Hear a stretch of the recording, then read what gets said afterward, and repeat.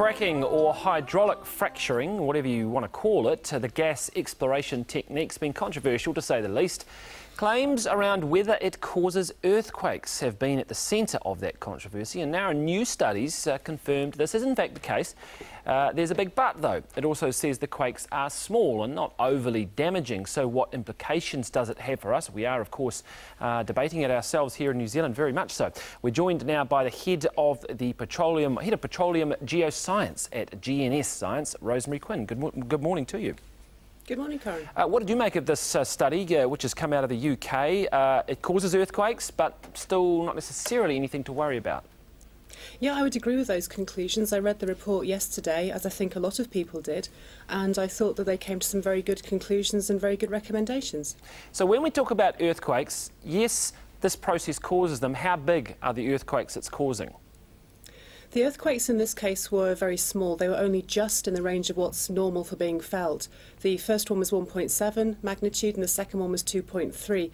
And to put that into a New Zealand context, the most seismically active area of New Zealand is up in the Taupo volcanic zone where the geothermal industry carries on.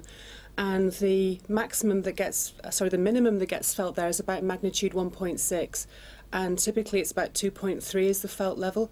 And once again, a bit of context for people, we get about 150,000 earthquakes in New Zealand every year that are magnitude 2.3 and above. So that's about 50 a day, and most people just don't feel them. I mean, going about our daily lives, we don't feel that level of seismic activity at all. But does it have any longer-term impacts in terms of the ground, the water, aquifers, those sorts of things around where the mining is happening? Do we want to be encouraging earthquakes of any magnitude? As I said, well, that level of seismicity in New Zealand is natural, those 150,000 a year. So anything that's being induced by fracking, anything that's been reported in the literature at least, is at the same sort of level and is causing no different activity than what happens naturally in New Zealand. Yeah, interesting finding in this report suggesting that, in fact, in many cases, these earthquakes were going to happen anyway, that the fracturing sort of brought them on. That's probably quite correct, that it would happen anyway at some point in the future, because the difference that hydraulic fracturing makes is that it introduces some stress into the ground, it releases a stress field that's there already. So if a fault were about to fail, it's a matter of timing, and the hydraulic fracturing has just accelerated that process slightly. So in your view, we can take some cautious, optimism about this process, I don't know if that's the right word, going into the future for fracking when it comes to earthquakes?